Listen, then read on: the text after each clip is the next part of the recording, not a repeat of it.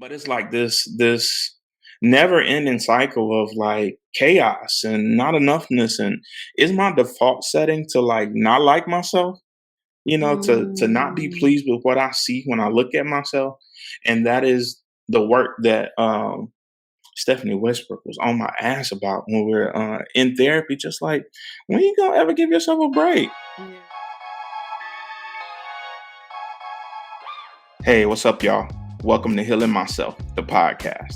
I'm Scott Hayes, a licensed clinical social worker. And I'm Shatay Hayes, producer and certified business and mindset coach. You've just tuned in to Our Revolution. We're on a mission to help our community find freedom from the inside out. So we host conversations about God, therapy, and all the lessons we've learned about how to love, trust, forgive, and affirm ourselves first.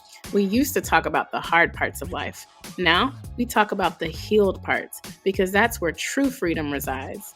Join us and you'll see that when you save yourself first, you transform your life and you lead the way for those around you to save themselves too. Welcome back, y'all. Shatay and I have been having a lot of conversations about chaos and peace. Yeah.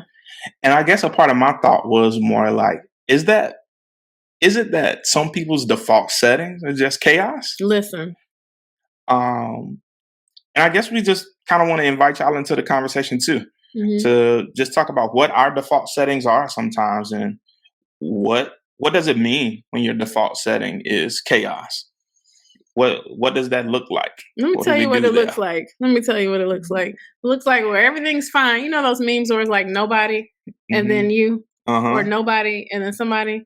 That's what it looks like, in my opinion, when somebody's default setting is chaos. It'd be like nobody and then me trying to find somewhere else to live after I've been when there's nothing wrong with this house. Do you know what I mean? Or nobody and me like, I wonder if I should sell everything that I own and like do something random. We were having a conversation about it when we were starting to have the conversation.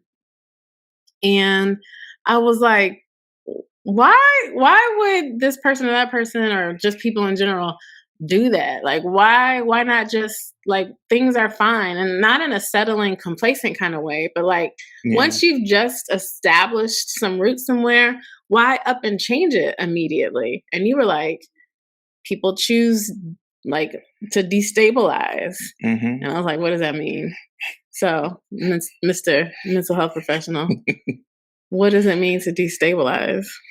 I think that, and I have a bunch of different things that I think around why people destabilize, but I think that for the most part, especially with our generation and what we believe about continuing to move to the next level, frequently we can get to a certain point out in our lives and things seem to be going well, and we just mess it up because we think that we're supposed to do more. And I worry that, some of the things that we've been taught, some of the things that we've learned about what it means to continue to attain the next thing, whether we destabilize things that are going well because we think that we're supposed to be constantly in motion, constantly building, constantly doing the next thing, constantly like in this mode of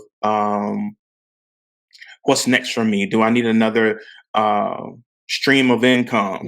Should I be doing more? What am I doing to create a better legacy? All of those things. And I'll say specifically, even for the work that I do with my veterans, what will happen a lot of times is like they will get back on their medication, get off alcohol and drugs, have a routine that works really well, be going to 3 or 4, NAAA meetings a week, be working, be in an apartment, and then start being like, you know what? I need a car. Let me destabilize everything that I've been doing. I'm doing well. So the money that I was spending to go to these meetings, I'm going to stop doing that and just give me a vehicle. Or I'm bored going to these meetings every week. So now I'm going to stop doing 3 meetings a week. I'm only going to do 1. Can we pause right there for a second? Boredom. Boredom. So, boredom is a real, I think, trigger for people. I don't know if it's boredom or safety or there's Mhm. something about it. Because even in the business certification that I just went through last year, that's one of the levels, and it was one of the pitfalls. It was like people, and just specifically women business owners that I've been coached to, and I've been learning to coach. And it was like when they get to a certain level, and I'm sure this is all people, but the Mhm. focus is women for this program. When they get to a certain level, be leery, like be mindful that some folks Mhm. might get bored and then be like, I need to blow up the whole business and Mhm. start from scratch, or I need to blow up the whole business and do this other thing. And it's really there's something there around Yeah. the stillness of whether it be success or whether it be just peace that Mhm. for whatever reason triggers some people to like, nope, Mhm. I need to find the chaos again. Is that because of like how we've grown up, or like what's that stuck place? What's underneath that? I think there's a whole bunch of stuff, and it's different for different people. But for me, it's always been rooted in not enoughness. A lot of the stories that I've heard, even from the folks that I work with, it has been about like not being enough, but Yeah. also trying to catch up from what they lost. Yeah. So many of my folks have lost like housing, have lost, relationships, have lost, cars and stuff that they had in the past. And they're so busy like trying to rebuild and catch up for what I feel like I may have missed, Mhm. um, that they won't let themselves be able to have like this period of stabilization and like build a little bit at a time, to add on a little bit at a time, or just be okay with what you have. Sometimes it's okay to Mhm. like be in a stable housing situation, be able to sit on your couch and watch TV, be able to pay all your bills and be okay. Mhm. And sometimes when you feel like you've lost a lot and you've lost some time, we can destabilize just by trying to catch up to whatever it is that we feel like we've missed out on. And then, like I said again, for other people, it's just like this. If I always feel like I'm not enough, then I always tell myself that I'm not doing enough. Yeah. Or that there's something more that I need to be adding on to. And I think that our unhealthy addiction sometimes to social media and watching other people's success can contribute to that as well. Listen, the comparison thing is real. It is making me think about also people who win the lotto. So, to your point, in Mm, support of your point, I do think it's like a mindset or a not enoughness or an underlying thing. It made me think of two things. The first thing is the lotto. I've seen those documentaries, those docuseries where someone has won the lotto, and it's like there's some data on it. X percentage hmm. of people who win the lotto by like hundreds of millions of dollars end up back in the same or worse Yeah. position because there's a Hmm. mindset around like worthiness of that amount of money, leaving Hmm. people behind, whatever the Hmm. story is that they're telling themselves. Which brings me to the next point. We talked about this book in, my goodness, one of the previous episodes, but we'll make sure we link to this book again in the show notes. We talked about this book called The Big Leap by Gay Hendricks, I Yeah. think, and it was like the upper limiting Hmm. beliefs. Like people will only allow themselves to be so happy. So, in the context of Yeah. this conversation, maybe people will only allow themselves to have so much peace before Hmm. they're like, oh, I think there were four reasons people do, and I don't know if I'm going to remember all of them, but it was like feeling like they're not enough, Yeah. feeling like they're leaving somebody behind, Hmm. right? Feeling like they won't fit in. And there's two other ones, darn, that I've forgotten, but we'll link the show notes. Hmm. And it's a really good book, and it's a good point to reflect on. Like, when I'm feeling like a little too happy, or maybe it's what Brene Brown calls for boding joy. Hmm. Like, I'm so happy that something must be about to Hmm. happen. It's upper limiting. It's like we have a glass ceiling Hmm. on how happy or successful or peaceful we'll allow ourselves to feel. Right. Before we, Sabotage it. yeah, before we sabotage it. Yeah. I just wonder. I was before we were starting to do this episode. I was looking at like how to change your default settings like Yeah. on our phones, and I was thinking about that in terms of like, do I have some default settings that keep me in a pattern of like feeling not enough, Do I have some default settings of like, um, that keep me in these cycles of like going through the same stuff over and over again, and even thinking about it in terms of like healthy eating and exercise and all that kind of stuff. Mm. And me and a friend were having this conversation the other day about and it was after I had the conversation with our therapist. She was like, I was looking back at some of my pictures from my last vacation, and I was thinking about how heavy I was, and I didn't like myself in those pictures. And she was like, um, we went on this new vacation. And I looked at those pictures, and I wish I was as small as I was back then. But it's just like all of those moments that we were taking, and I was able to say the same thing about when we went to St. Lucia as Mm. opposed to the last vacation we just went on to USVI. When I looked at some of those pictures from St. Lucia, I was like, I could do more. I Mm. could look better. I could work on my sides and all that kind of stuff. And then we get these pictures from USVI, and I'm like, St. sheesh, Thomas, yeah. I wish that I looked like I looked in St. Lucia. Mm. But it's like this never ending cycle of like chaos and not enoughness. And is my default setting to like not like myself, to not be Mm. pleased with what I see when I look at myself.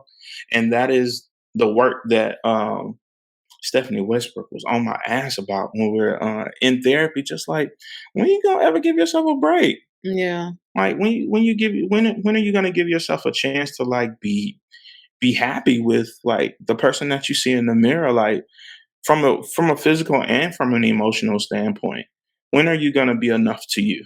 Mm. And then, there's some work that I know that I still have to do around like just changing that default setting of not enoughness, of always needing to be, you know, taking away something so that I can, be smaller or be doing more, the next thing to like get healthier, all of those things, and being okay with myself. Yeah. That you really just answered the question I was going to ask, and it was going to be around, okay, we're talking about all these like outside theoretical, examples that we've seen, but how do we make it like real? When do you feel like you had a default setting of Hmm. choosing chaos over peace? That was a really good example, and I was sitting here thinking about, okay, when can I remember a time where I was maybe choosing chaos, which was, at first I was like, "Oh, that's kind of hard," because I am inherently a person that runs away, or just I don't like drama, I don't like chaos, I like Hmm. peace. Not in a I'm just complacent kind of way, because we know I'm always on a grind, but like everything else around me, I need peace. I need peace in my household, I need peace in my relationship, I need peace in my friendships, I need peace in, like, I just want peace. Hmm. And there was a moment in my life, and I think this has to do with not enoughness too, where I think I was choosing chaos in my how much I was making in my Hmm. finances. So my relationship Yeah. with money and my relationship with maybe what I thought I deserved to earn. So early 20s, and then like starting a dance career, I wasn't of the mindset like, oh, I don't want to make money with my art because I'm a sellout. That wasn't it. I wanted to make a living. Yeah. But then when I started to do other types of work where maybe I was or yeah, I was freelancing, and I was like charging for my work, I was always undercharging. I was always devaluing. I was always like, "Ooh, maybe they don't have enough, so Yeah. let me small lessen myself so that they can be accepting of me." Hmm. There was a lot of that, and I even read this one book, here's another one I'll have to link, years ago, called Overcoming Under Earning. And it's so much about what you think about yourself. Yeah. And back to that conversation we had with on episode 45 or something like that, about your relationship with money and the stories that you tell yourself with money and how you heal that, all of Hmm. that. And I was constantly choosing chaos, keeping myself stuck Yeah. in this like income level that I honestly didn't have to be at. And quite honestly, I was too talented to be in. And I think that's the case for a lot of people. So many people are just talented beyond measure, not in a singing, dancing, shucking and jiving kind of way, but like what you know how to do in a corporate setting, in a community setting, in any kind of setting, in a creative setting. And we just play small, you know?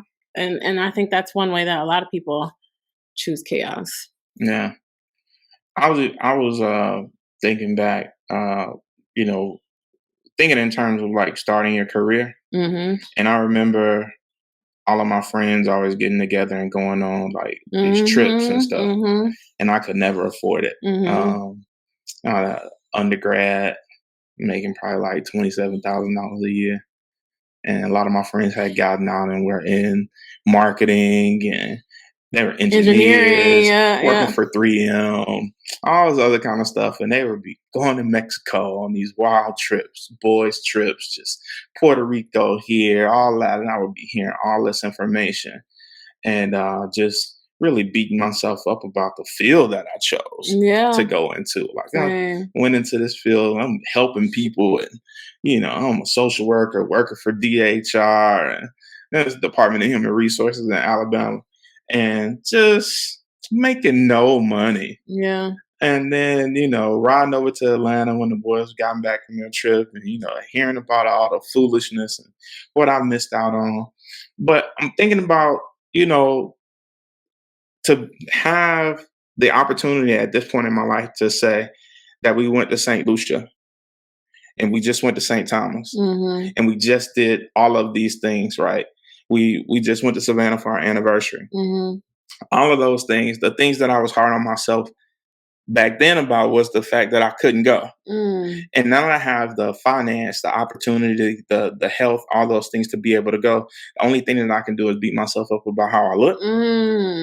Like, we've got to change our default settings, right? We've got to be more mindful and learn to be more grateful for what it is that we have, because there was a time in life when those were prayers, right? And then we have these answered prayers, and then we find a way to like dismantle that. It is like, what can I do in this moment to destabilize? But it is really like, how do I take my time and like learn the art of mindfulness? Like learn to be grateful that even in my exercising, if it's not looking how I want it to look, like, my blood sugar and blood pressure and all of those things, I don't have any medication issues. I don't have diabetes. I don't have hypertension. I don't have any of those things. I have some pain and soreness and that kind of stuff. But as far as like having my health, I have that. Right. And if I can't learn to be mindful and can't learn to like love the temple and the body that I have, then what will happen when I don't have those things anymore? What will happen when if I can't show gratitude for what I have now?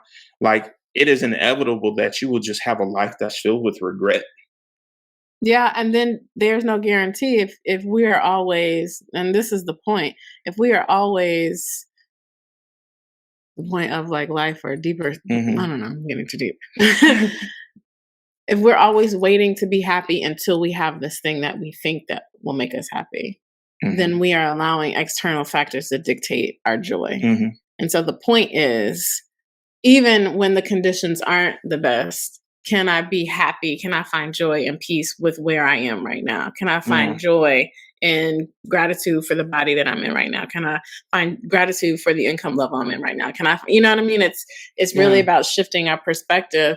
One other thing, as you were talking, you started about career and choosing chaos. Another way that people choose chaos, and I need to do some more reflection on if I was in this boat, in this category, relationships, honey.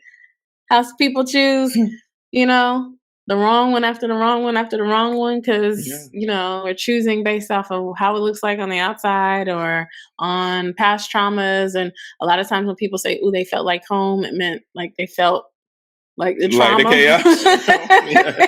Right. So that's another way. Yeah.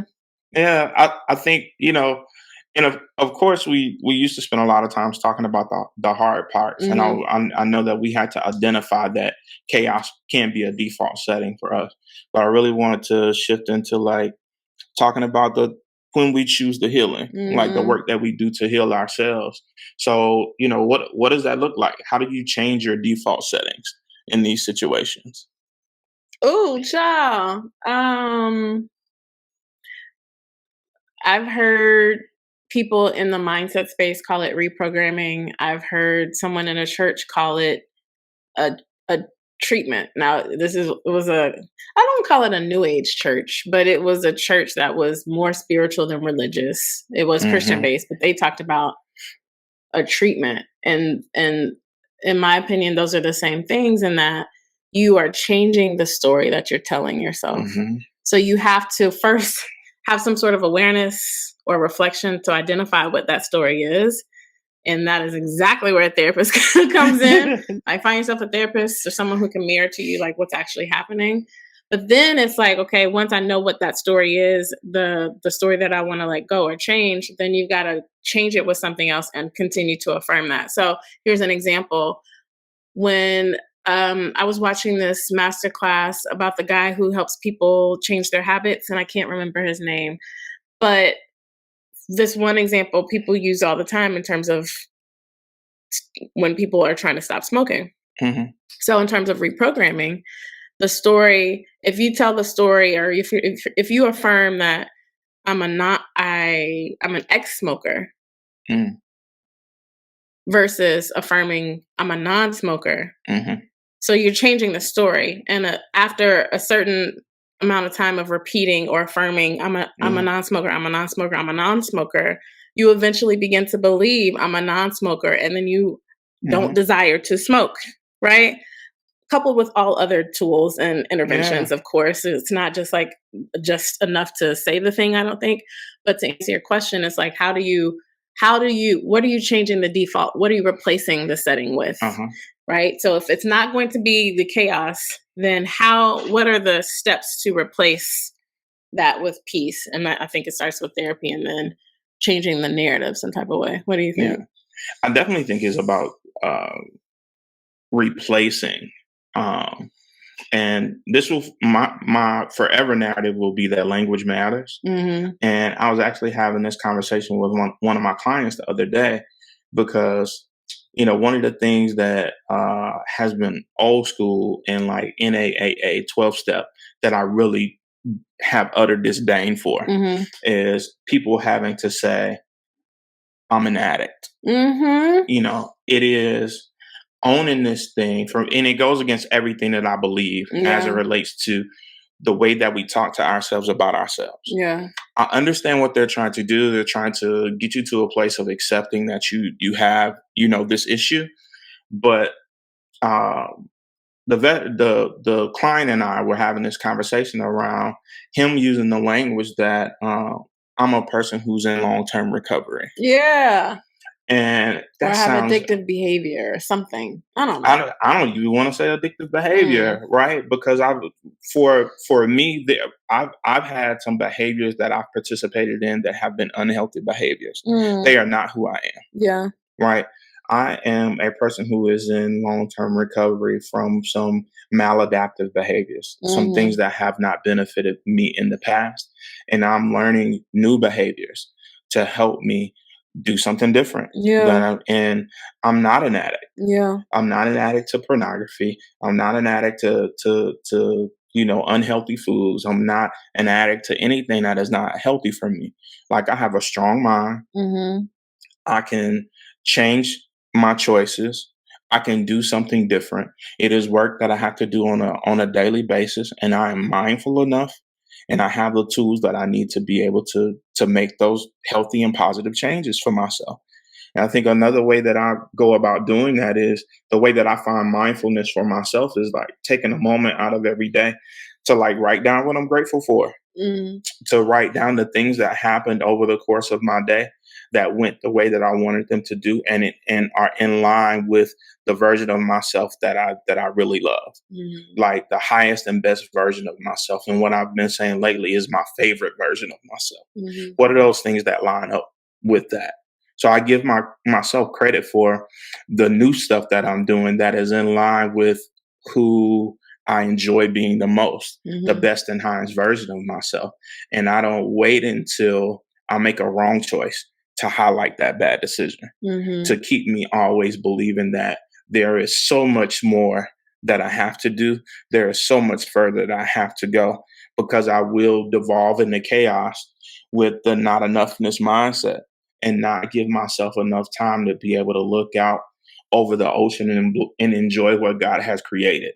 And even if I'm not on vacation, not giving myself enough time to sit my ass on this couch and just enjoy the fact that um, I have a great life with a wife that I pray for, that I want to be in my home with, that I've gone to church with and had dinner with my family and done all of those things. Those things were answered prayers for me. And I will not let this moment pass without being grateful for it. And knowing that I had a part in doing that work to get me to where I am. And that is damn good work. It was damn hard work. It was, and I'm worthy of it because I did the work for it. And it doesn't mean that there isn't more work for us to do, but I'm worthy right now. And I can celebrate myself right now because these are things that I sat and I cried and I prayed for. Like, God, please just let me be in a house that I want to be in with somebody that I want to be in there with other than myself. And then how dare I get those things and be like, oh, we need to be doing something. We need to be making moves. We can't be in this townhouse forever. We need to go and get us a $700,000 house right now. Like, be okay. Like, this is what you asked for. It's here. Enjoy it. Work. Do what you got to do. But don't. I'm not working because this isn't enough. And yes to all of that, I would say, we still want to show the process, like process out loud, the part of it. So you were saying, I did the work. I tried damn hard. We were talking about replacing the default setting with something else. We talked a little bit about language and affirmation.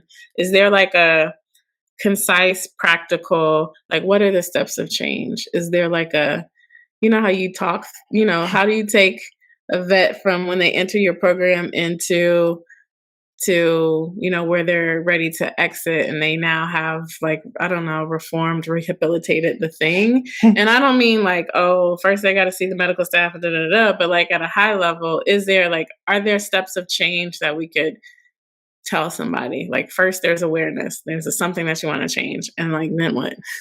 I think one of the things that I do when my folks come into treatment, one of the first things that we do is sit down and we talk about, like, okay, what got you to the point of needing like this level of intervention where you needed to come and stay somewhere and be away from all of those outside things and really need to do something different, so we can talk about what got you here. Right. So sit down, write down what got you to the point that you're at right now. Yeah. But that got you to the stage of change where you say, okay, it's time for intervention. And I need help, which we can also celebrate in the moment, like being to a point to where you say, I don't know what the next step is, but I know this ain't it. Yep. And I need help. Yeah. Then the next thing that we do after we go over what got you here, what is the change that you want to see? And so we develop a treatment plan at that moment. That treatment plan is really just you writing or saying out loud, what is it that you hope to accomplish at the end of this 90-day stay? Do you want to be clean and sober? Do you want to be back on your mental health medication? Do you want to be on a path to getting back into housing? So I would say for anybody, like, write out the goals that you want to accomplish. What is it that you want to see happen within a certain amount of time? And those things can ebb and flow. What is it that you want to see happen over that course of time? And how do you, of course, establish SMART goals that are, measurable, things that are attainable, things that you can, change around if you need to, all of those things. How do you write those things out so that they work for you? And then go about the business of doing that work. And what I mean when I say doing that work is like, I'm going to start going to meetings 2 times a week because I know that that's what helps me. I'm going to enroll in individual therapy so I can talk through like what choices I made that and what was the catalyst that led me to make this choice to where I stopped choosing myself. Mm-hmm. What triggered my trauma that made me say I want to medicate, rather than confront. Mm-hmm. What were the things that I did? What can I uncover and reveal so that I can heal? And then what are the after you get that information, then what do you do to maintain the change that you have? Mm-hmm. Is it that I need to be sure that I have some level of self care going on, Mm-hmm. that I have a routine for myself that involves me like doing something by myself that involves something that I enjoy once a week, twice a week, whatever it is? Do I need to make sure that I'm involving like all parts of my system? Do I need to be working out once or twice a week or 3 or 4 times a week? Do I need to include some level of spirituality? Do I need to have more conversations with my family about some of that trauma and stuff that I uncovered? Mm-hmm. What are the next steps that these small incremental changes that you can make to ensure that the change that you identified when you decided that you first needed help Mm-hmm. is something that you're a work that you're doing on an ongoing basis? Mm-hmm.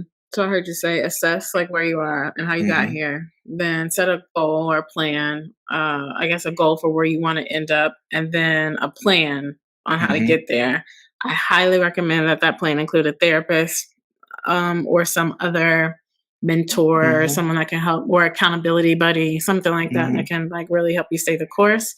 And then other thing I want to highlight in terms of change is that it is not linear. So Right. you could have X number of great days where you're affirming, I'm a non-smoker, I'm a non-smoker, I'm a non-smoker, and then have a cigarette. You know what I mean? Yeah. Like just happen to like today one Hmm. and I had the cigarette, but I would say, or not, but and just to keep going. Like one of the things that I often taught when I was a dance educator is like you're doing the movement, you're doing the choreography, you're working the plan. Something you mess up, you blank out, like you completely forget everything, and it's not the mistake is not the important thing.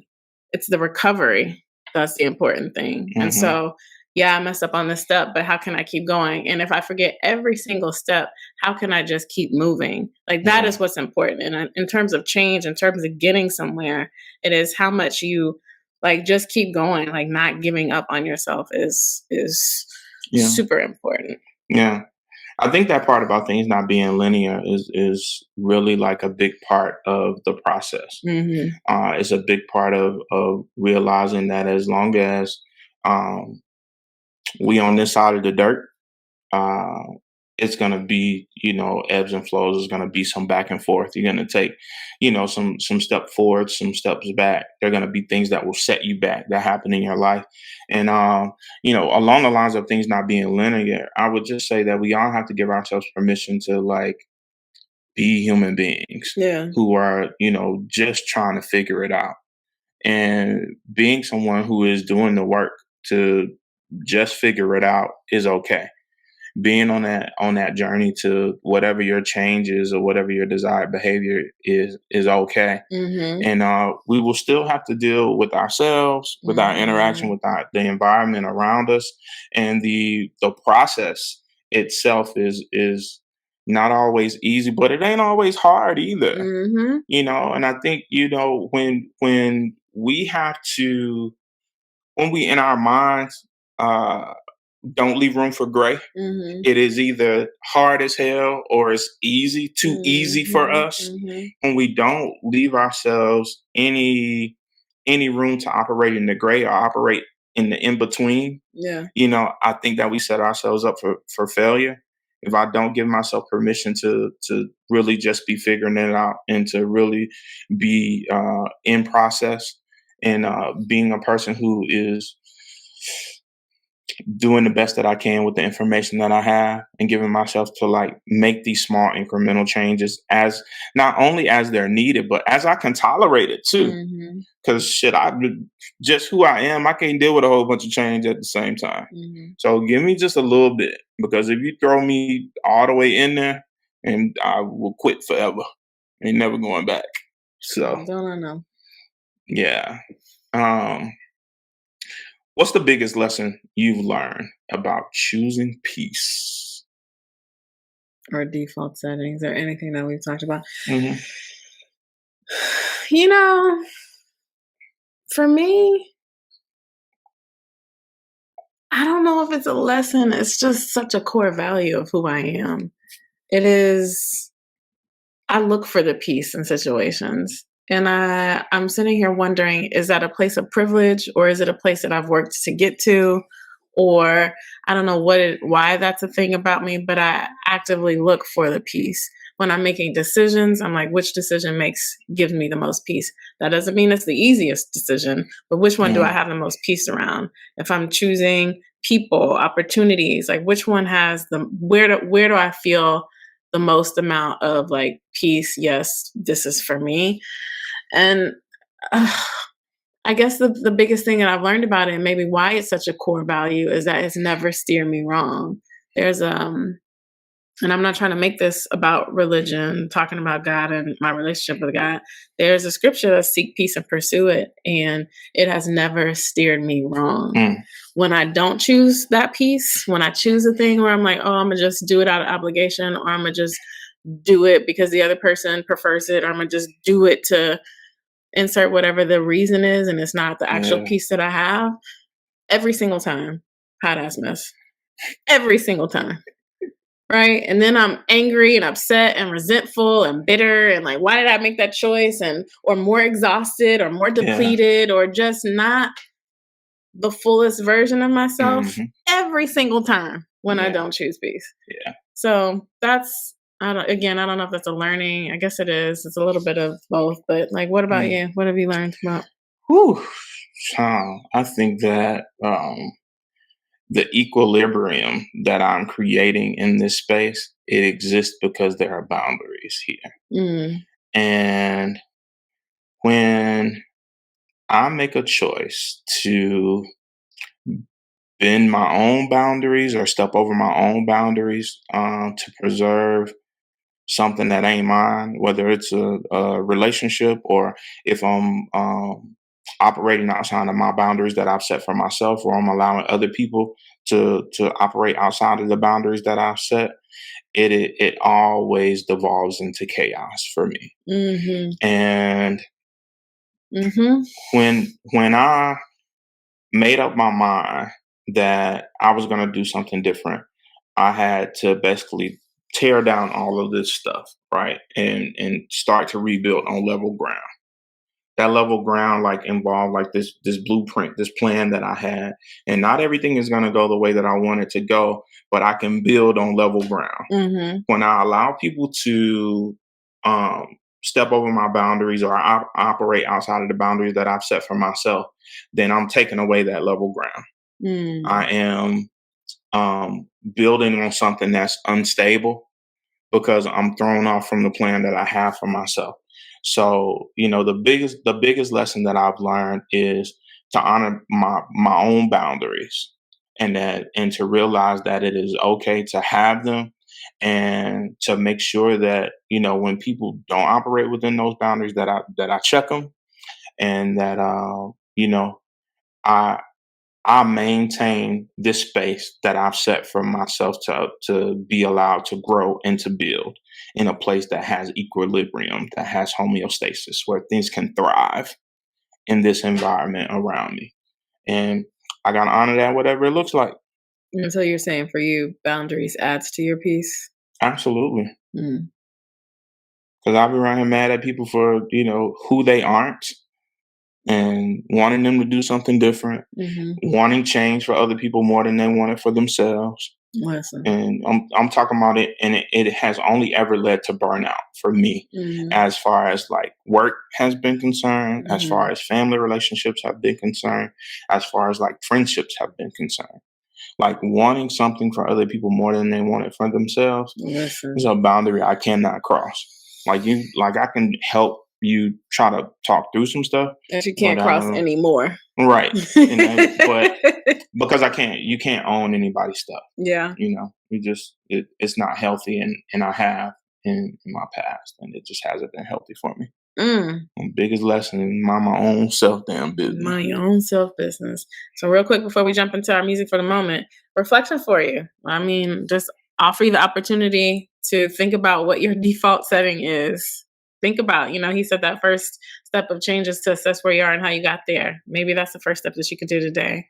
Take a second, jot it down, and find somebody to unpack that with. Yeah. And music for the moment, okay? What does the song feel? I mean, a song. What does this conversation feel like for you? For me first? This song called Hello by Aquila. And in the song, she's really talking about like learning to take a look on the inside, being happy with who I am in this moment because I've learned to like honor the fact that I'm finally choosing my peace. I'm finally grounding myself in my peace. I'm not grounding myself in chaos. And that is helping me to like level out. Right. And for me, like I was saying a minute ago, it's really like a leveling of the land. Right. When I have grounded myself in peace, like I will have peace here. I've done this work. I'm here. I love it here. And now that there's peace here, there's level land here, I can build. And she just talks about like being happy with who I am in this moment. And for me, that doesn't allow me to default to chaos because I'm happy right here, right now with the work that I've done with what I have. Yeah. So let's go. Let's go. What about for you? For me, almost immediately when you brought up the language default setting, it was Isaac Korean reset, and specifically when the default setting is chaos. Like if for whatever reason you were raised in a childhood, in a background and whatever, and you've just become accustomed to just that chaos, it was like, oh, all I gotta do is reset. It's a little, I don't even think it's a full song. It's a little interlude on his an album from some years ago. So want to add that to the rotation. So all you gotta do is reset, change your default settings. Change them up. Okay, well, if you have made it to this point in our conversation, you must be liking what you hear. And so I would invite you, if you like what you hear or see, to support us in one of three ways. First way, you can like, follow, rate, subscribe, all that. Share this episode with a friend or a family member who wants or needs a safe space to start their healing journey. Share my shit, cuz. Share my shit. Really? That's what you want to say? Yeah.